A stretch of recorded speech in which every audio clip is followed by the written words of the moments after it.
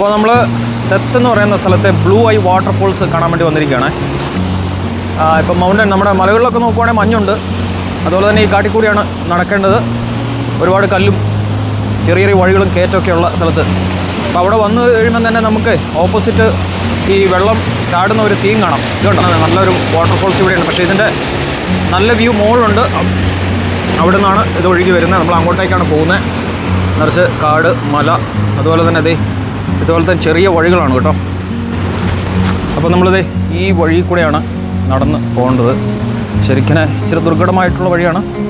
അപ്പോൾ ഗൈഡ് പറഞ്ഞതനുസരിച്ചിട്ട് നമുക്ക് ഈ വഴി കൂടെ 45 മിനിറ്റ് മുകളിലോട്ട് നടന്നാലാണ് നമ്മൾ ഉദ്ദേശിക്കുന്ന ഈ പറയുന്ന വാട്ടർഫോൾസിലെത്തും. ഇതുണ്ടോ, അങ്ങോട്ടുണ്ടോ? അതുപോലെ നടന്നു പോകുന്നതിൻ്റെ ഇരു സൈഡിലും ഭയങ്കര ആഴ്ചയിലുള്ള കൊക്ക് പോലെയാണ്. അപ്പോൾ ശ്രദ്ധിച്ച് നടക്കുകയും വേണം. പിന്നെ കുട്ടികൾക്ക്, പ്രായമായവർക്കൊന്നും പോകാൻ പറ്റിയ സ്ഥലമല്ല, കാരണം ചെങ്കുത്തായ കയറ്റാണ്. അപ്പോൾ നമ്മൾ അങ്ങോട്ടേക്ക് പോവുകയാണ് കേട്ടോ. എല്ലാവരും കൂടെ പോകുമ്പോൾ നല്ല ഫണ്ണാണ്. അപ്പോൾ നമ്മൾ എക്സ്പ്ലോർ ചെയ്യാം. അതുപോലെ തന്നെ വാട്ടർഫോൾസിൻ്റെ അടുത്തെത്തി കഴിഞ്ഞിട്ട് ബാക്കി വീഡിയോ ഇടാം. ഓക്കെ.